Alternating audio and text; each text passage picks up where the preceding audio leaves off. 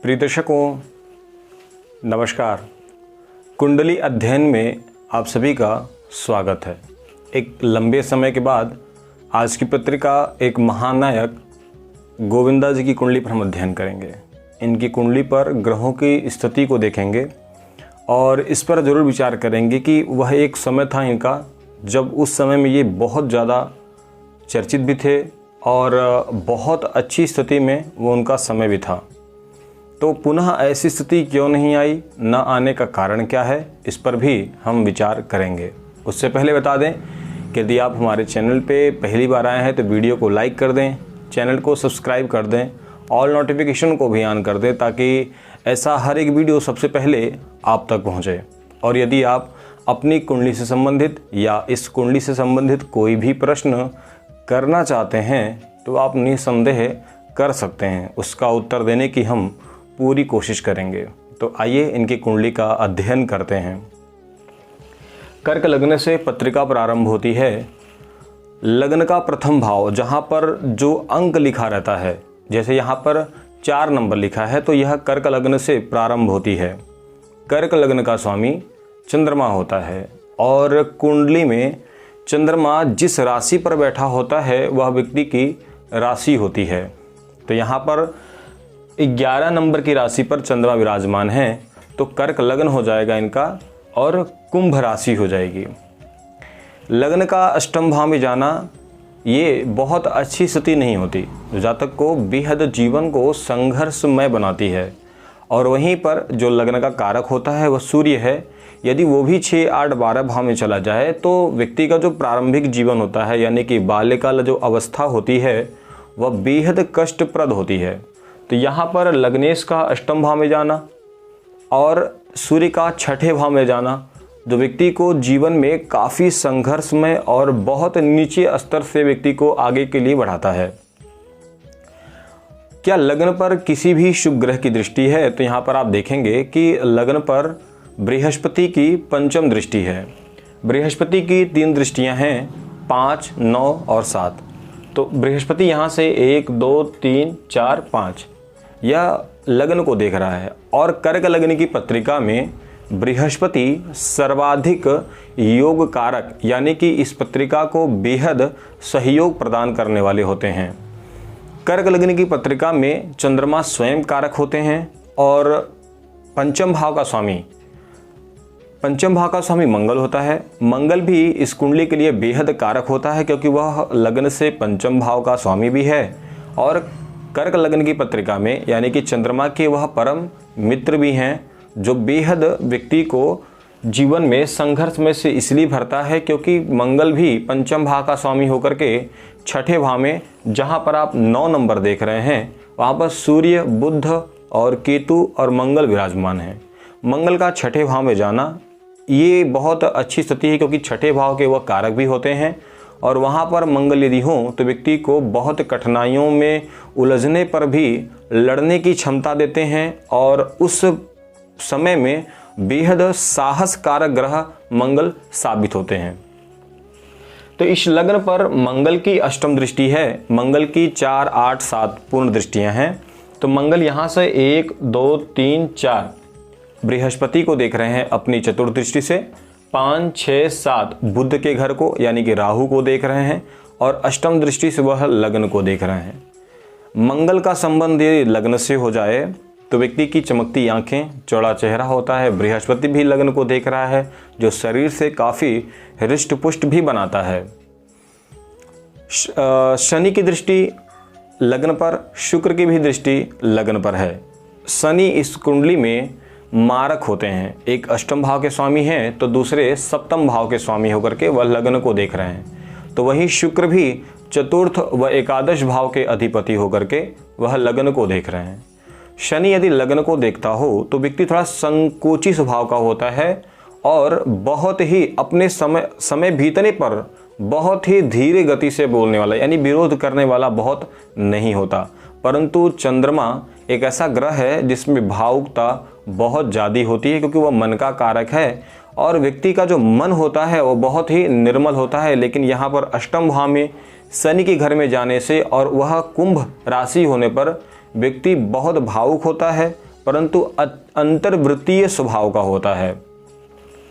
लग्न पर शुक्र की दृष्टि, शुक्र की और बृहस्पति की, मंगल की दृष्टि जो जातक को बहुत ज़्यादा आकर्षक स्वभाव व सुंदर बनाता है। शनि की दृष्टि होने से व्यक्ति संकोचित स्वभाव का होता है, जो व्यक्ति को बेहद कठिनाइयों से भरता है, क्योंकि छठे और आठवें भाव में लग्न के लग्नेश व कारक भी विराजमान है। हर व्यक्ति को जीवन में एक अच्छी सफलता का समय देता है, जो उस समय के बीच में व्यक्ति बहुत ही अच्छे तरीके से यदि तैयार हो, उस समय का लाभ लेने के लिए तो बहुत आगे तक जाता है। परंतु ध्यान रहे कि वह समय बहुत देर तक नहीं रहता। उसके बाद यदि आप संभल कर नहीं रहते हैं तो आपको वापस पुनः वही स्थिति देखनी पड़ती है जहां से आप शुरुआत करते हैं, और कभी कभी उससे भी बुरी स्थिति देखी जाती है। तो यहाँ पर देखिए, शनि लग्न से सप्तम व अष्टम भाव के अधिपति होकर के लग्न को देख रहे हैं। इस कुंडली में बृहस्पति की महादशा आने पर इन्हें एक बहुत बड़ी सफलता मिली। बृहस्पति की महादशा 16 वर्ष की थी। उसके बाद शनि की महादशा आई। शनि की महादशा भी सप्तम भाव के स्वामी होकर के सप्तम भाव में स्वगृह बैठने से काफ़ी ज़्यादा सहायक रही। उसके बाद शनि की जो आधी महादशा बची 9 वर्ष, वो भी बहुत अच्छी नहीं रही, जो जातक को पुनः पहले जैसी स्थिति मिला करके खड़ा कर दिया। तो यहाँ पर जो लग्नेश है वह अष्टम भाव में, और पंचम भाव का जो अधिपति मंगल है वह कार्यक्षेत्र का भी स्वामी होकर के वह सूर्य के साथ छठे भाव में बुध के साथ सूर्य बुध बुधादित्य योग मंगल की युति, जो जातक को मेहनती परिश्रमी भी बनाता है। ऐसे व्यक्ति मेहनत से पीछे नहीं भागते। परंतु यहाँ पर कर्मेश का छठे भाव में जाना व पंचमेश का भी मंगल का होना, जो व्यक्ति को जीवन में कई प्रतियोगिताओं में अपने आप को सफल बनाने के लिए कई परीक्षाएं यानी कि कई प्रतियोगिताओं को बहुत अच्छी तरीके से देना पड़ता है। जो मंगल इन्हें साहस के साथ उस कार्यक्षेत्र में वृद्धि भी कराया। इनकी कुंडली में मंगल बृहस्पति का बहुत जबरदस्त योगदान रहा, क्योंकि मंगल वह अपनी चतुर्दृष्टि से बृहस्पति को देख रहे हैं, तो बृहस्पति भी उनके घर को अपनी नवम दृष्टि से देख रहा है। जो इस कुंडली में कर्क लग्न की पत्रिका में मंगल और बृहस्पति ने काफ़ी ज़्यादा इन्हें लोगों में चर्चित बनाया। एक अच्छी बुद्धि के साथ साहस के साथ परिश्रम कराया और एक अच्छी सफलता भी दिलाई। परंतु कहते हैं कि वहीं पर जहाँ पर आपकी अच्छाइयाँ हैं तो वहीं आपकी बुराइयाँ भी हैं, जहाँ अच्छे समय हैं तो वहीं आपके बुरे समय भी खड़े रहते हैं। तो जैसे ही शनि की महादशा प्रारंभ हुई, शनि की महादशा 9 वर्ष बीतने के बाद व्यक्ति की बहुत अच्छी स्थिति नहीं रही।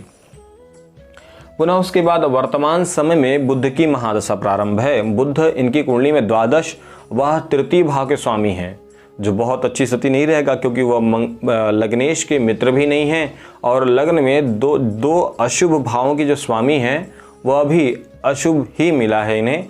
तो ये बहुत अच्छा फल करने वाले नहीं हैं। कुछ लोगों का कहना यह भी होगा कि बुध शुभ ग्रह है, परंतु उनकी जो शुभता है वह पाप ग्रहों के साथ रहने पर नष्ट हो जाती है। क्यों? क्योंकि सूर्य मंगल केतु तीनों पाप ग्रह हैं और तीनों पाप ग्रहों के बीच में बुध का आना ये बहुत ज़्यादा पापत्व विचार करने वाला हो जाता है।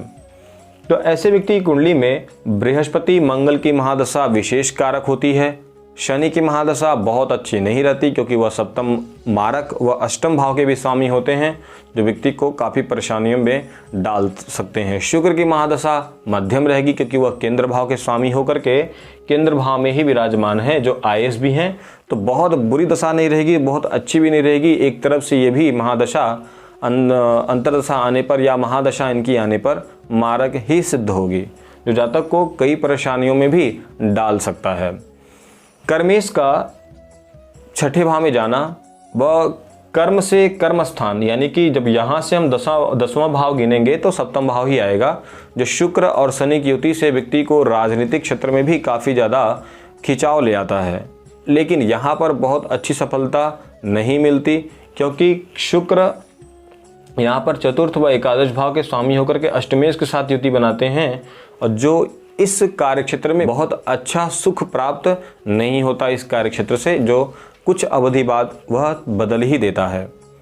इनकी कुंडली में देखने वाली बात ये भी है कि लग्नेश का जब अष्टम भाव में जाता है तो ऐसे व्यक्ति को जब सफलता मिलती है तो वह सफलता बहुत चरम सीमा पर होती है, जो उसे ये अंदाज़ा भी नहीं रहता कि मुझे पुनः उसी स्थिति में आना पड़ सकता है जिस स्थिति से मैंने प्रारंभ किया था। तो आज की पत्रिका में हमने ये देखा कि लग्न से छठे भाव में लग्नेश का जाना, अष्टम भाव में लग्नेश का जाना बेहद कष्टप्रद होता है और महादशा अंतर्दशा का जीवन में बहुत ज़्यादा महत्वपूर्ण रहता है, जो हमें अच्छी सफलता व असफलता का सामना करना पड़ता है। आज के लिए इतना ही, मिलते हैं अगली वीडियो में।